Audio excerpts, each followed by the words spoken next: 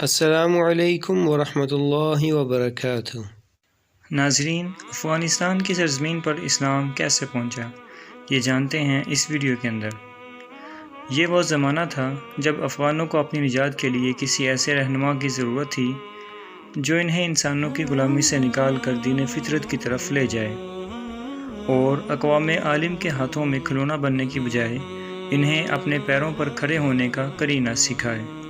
ایران میں نوشیروان کی موت کے بعد انہیں اپنی نجات دہندہ کے لیے زیادہ انتظار نہ کرنا پڑا۔ سرزمین عرب میں حضور صلی اللہ علیہ وسلم کی بعثت ہو چکی تھی۔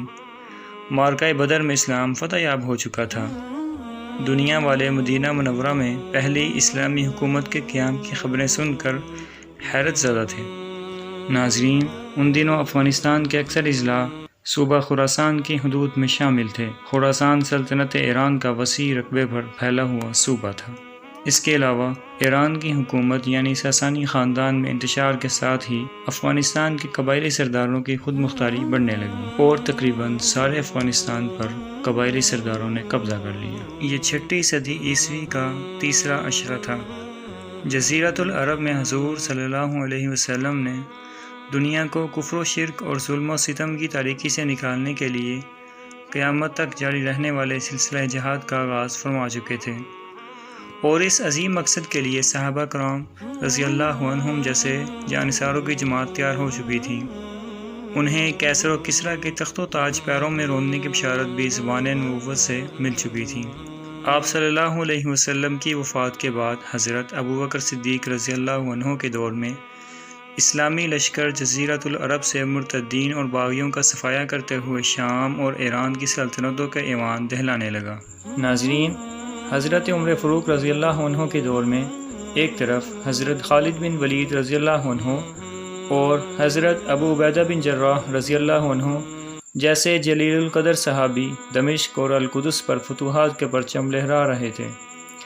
حضرت عمرو بن عاص رضی اللہ عنہ صحرائے سینا سے گزر کر مصر کے قلب تک جا پہنچے تھے، اور دوسری طرف حضرت سعد بن ابی وقاص رضی اللہ عنہ قادسیہ کے میدان میں ساسانیوں کے آخری تاجدار یزدگرد کا غرور خاک میں ملا چکے تھے۔ ایران کا پایہ تخت مدائن فتح ہو گیا تھا اور ہزیمت خوردہ بادشاہ اپنے ماتحت قبائل سے مدد کی امید پر خراسان کی طرف فرار ہو چکا تھا۔ یہ پہلا موقع تھا کہ اسلامی لشکر کو سرزمین افغانستان کی طرف بڑھنے کی ضرورت پیش آئی۔ افغانستان میں صحابہ کرام رضی اللہ عنہ کی پہلی پیش قدمی۔ ناظرین، حضرت عمر فاروق رضی اللہ عنہ کے دور میں شمالی افغانستان کے فاتح عظیم مسلمان جرنیل حضرت احنف بن قیس رحمۃ اللہ علیہ تھے، جو بڑے تجربہ کار جنگجو اور مدبر انسان تھے۔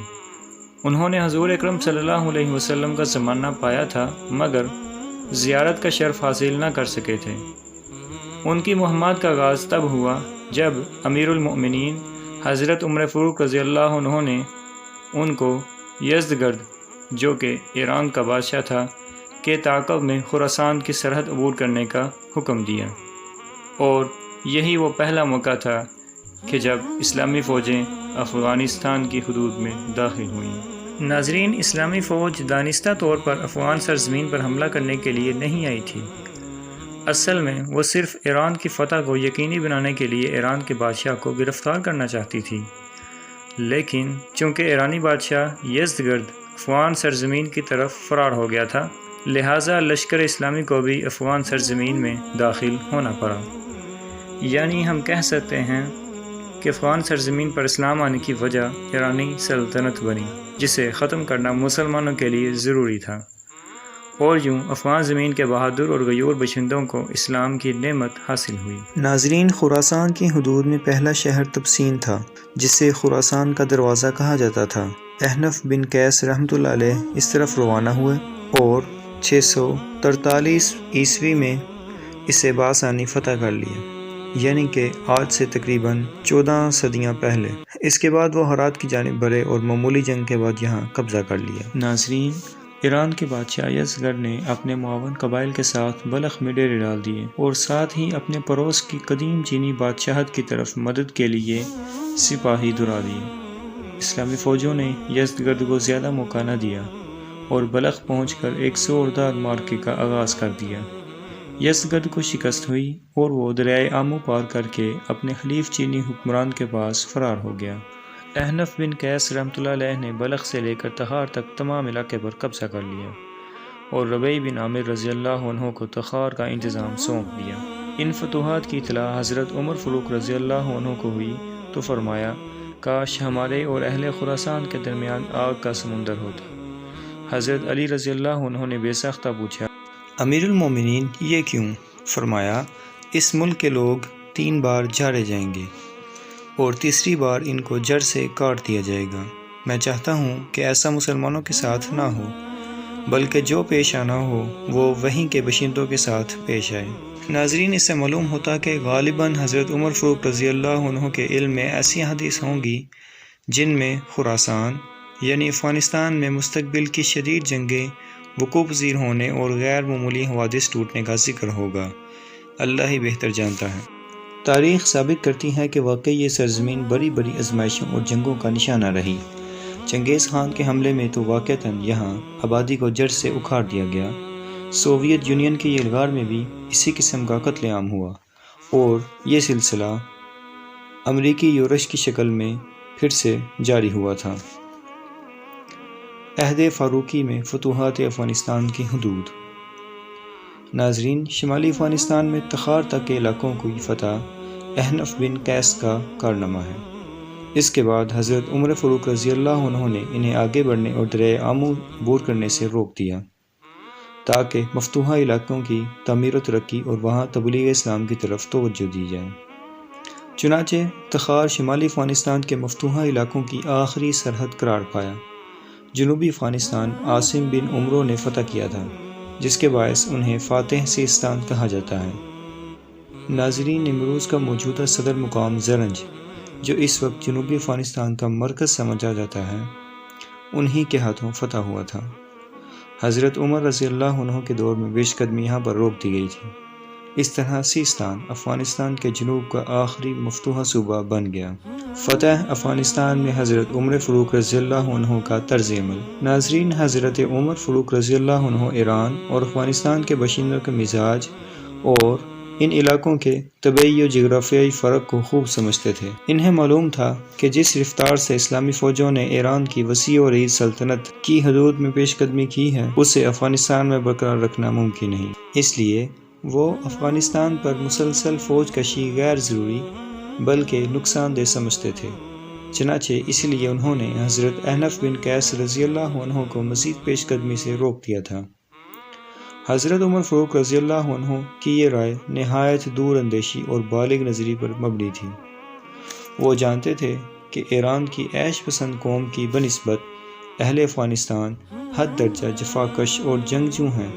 وہ دشوار گزار پہاڑوں اور گھاٹیوں میں طویل مدت تک لڑنے کا فن جانتے ہیں۔ حریف کی بڑی سے بڑی فوج کو الجھا کر اس کا ناطقہ بند کر سکتے ہیں۔ ان کی کوئی ایک مرکزی حکومت یا بادشاہت نہیں ہے جس کے ختم ہوتے ہی پوری قوم سرنگوں ہو جائے گی، بلکہ یہاں ہر وادی میں ایک نئے سردار اور ہر پہاڑ پر ایک نئے حریف کا سامنا ہوگا۔ علاوہ ازیں افغان سرداروں کی سیماب صفتی اور تیز مزاجی بھی مسلم تھی۔ طاقتور حریف سے وقتی طور پر دب کر صلح کرنا اور موقع ملتے ہی بغاوت کر دینا ان کا قدیم وتیرہ تھا، جس کو نظر انداز نہیں کیا جا سکتا تھا۔ فاروقی فراست کے مطابق ان تمام خطرات کا تدارک اسی صورت میں ہو سکتا تھا کہ جب افغان قوم اسلام کو دل و جان سے قبول کر کے اسلامی لشکر کا حصہ بن جائے۔ جب تک یہ کیفیت پیدا نہ ہو، علاقوں پر علاقے فتح کرتے چلے جانا خلاف مصلحت تھا۔ حضرت عمر فاروق رضی اللہ عنہ اہل افغانستان کی دلیری، جرأت، ہمت اور سادگی سے بخوبی واقف تھے، اور انہیں یقین تھا کہ اسلام کی خوبیاں دیکھنے کے بعد یہ لوگ اسلام کے بہترین سپاہی ثابت ہوں گے۔ فاروق اعظم رضی اللہ عنہ افغانوں کے اس استحصال سے بھی آگاہ تھے جو صدیوں سے ظالمانہ حکومتوں کی ماتحتی میں جاری رہا تھا۔ مقامی سرداروں کا ظلم و ستم بھی ان سے ڈھکا چھپا نہیں تھا۔ وہ جانتے تھے کہ افغان عوام عدل، مساوات اور اخوت پر مبنی نظام کے متلاشی ہیں۔ اسلام کی تعلیمات سامنے آتے ہی وہ خود اسلام کی جھولی میں آ گریں گے اور سخت ترین مزاحمت کا یہ قلعہ اسلام کا قلعہ بن جائے گا۔ یہ وہ نظریہ تھا جس کی بنا پر حضرت عمر فاروق رضی اللہ عنہ کے دور میں اسلامی لشکر نے افغانستان میں پھونک پھونک کر قدم رکھے۔ حضرت عثمان غنی رضی اللہ عنہ کے زمانے میں بھی یہی طرز عمل اپنایا گیا۔ کوشش یہی رہی کہ قبائل کے سردار اسلام قبول کر لیں یا جزیہ دینے پر آمادہ ہو جائیں، جنگ کی نوبت نہ آئے۔ یہ پالیسی کامیاب رہی، اگرچہ جہاں جنگ ناگزیر تھی وہاں مارکہ آزمائی بھی ہوئی، بعض جگہ خونریز جنگیں بھی ہوئیں، مگر اکثر قبائل نے اسلامی جرنیلوں کے حسن سلوک، اعلیٰ کردار اور اخلاق سے متاثر ہو کر جزیہ دینے پر آمادگی ظاہر کر دی۔ چونکہ مسلمانوں نے انہیں کسریٰ کے مظالم سے نجات دلائی تھی، اس لیے وہ بہرحال مسلمانوں کو اپنا نجات دہندہ سمجھتے تھے۔ افغانستان میں تبلیغ اسلام۔ خلفائے راشدین کے سنہرے زمانے میں ایران اور ایشیائی روم کی عظیم سلطنتیں صرف 12 سال کے اندر اندر اسلامی عملداری میں شامل ہو گئی تھیں، مگر افغانستان جس کا رقبہ نسبتاً بہت کم تھا لگ بھگ 20 سال میں فتح ہوا۔ اس کی وجہ سے وہی محتاط پالیسی تھی جس کی بنیاد حضرت عمر رضی اللہ عنہ رکھ گئے تھے۔ یہ دور افغانستان میں عوامی فلاح و بہبود اور اسلامی ذہن سازی کا دور تھا۔ اسلام کے مجاہدوں نے ان کے سامنے عدل و انصاف کا بے مثال نمونہ پیش کیا۔ ان کے ہاں آقا اور غلام کا فرق نہیں تھا، قانون کی نظر میں سب برابر تھے۔ افسر اور سپاہی ساتھ بیٹھ کر کھانا کھاتے اور ایک ہی صف میں نماز پڑھتے تھے۔ ان اولو العزم مسلمانوں نے یہاں مساجد بنوائی، کنویں کھدوائے، شہروں کی حفاظت کے لیے فصیلیں تعمیر کی، خشک علاقوں میں کاریزیں کھدوائیں، چنانچہ بنجر علاقوں میں فصلیں لہلہانے لگیں۔ صدیوں سے بھاری ٹیکس ادا کرنے والے مفلوک الحال کسانوں کو پہلی بار جابرانہ ٹیکسوں سے نجات ملی اور وہ اپنی محنت کا پھل پانے لگے۔ اس نئی معاشرت سے متاثر ہو کر افغان قبائل رفتہ رفتہ بت مت اور زرتشت کے مشرکانہ فرسودہ نظریات سے متنفر ہونے لگے اور دن بدن اسلام کے قریب آتے چلے گئے۔ عہد عثمانی میں احنف بن قیس کی فتوحات۔ ناظرین، حضرت عثمان رضی اللہ عنہ نے اپنی خلافت کے 7ویں برس یہ دیکھ کر کہ وسطی افغانستان جہاں غزنی اور کابل جیسے بڑے اور مرکزی شہر ہیں اب تک اسلام کی روشنی سے محروم ہیں، افغانستان میں مزید پیش قدمی کا فیصلہ کر لیا۔ یہ فیصلہ اس لیے بھی ناگزیر تھا کہ انہی دنوں شمالی اور جنوبی افغانستان کے مفتوحہ صوبوں میں ایران کے آخری معزول بادشاہ یزدگرد کی سازشوں کے باعث متعدد مقامات پر بغاوت پھوٹ پڑی تھی۔ چنانچہ احنف بن قیس شمالی افغانستان کے چپے چپے سے واقف تھے، اس لیے حضرت عثمان رضی اللہ عنہ کے نائب عبداللہ بن عامر نے شمال کی مہم ان کے سپرد کر دی اور دوبارہ سے افغانستان کے باقی ماندہ علاقوں کی فتوحات کا آغاز ہو گیا۔ ناظرین، افغانستان کے بڑے شہر کابل اور غزنی کیسے فتح ہوئے، پورے افغانستان میں کیسے اسلام مکمل طور پر پھیلا اور پورے افغانستان کو فتح کرنے میں کیا کیا مشکلات پیش آئیں، یہ جانیں گے ویڈیو کے اگلے حصے میں، اس لیے اس ویڈیو کا پارٹ 2 لازمی دیکھیے گا۔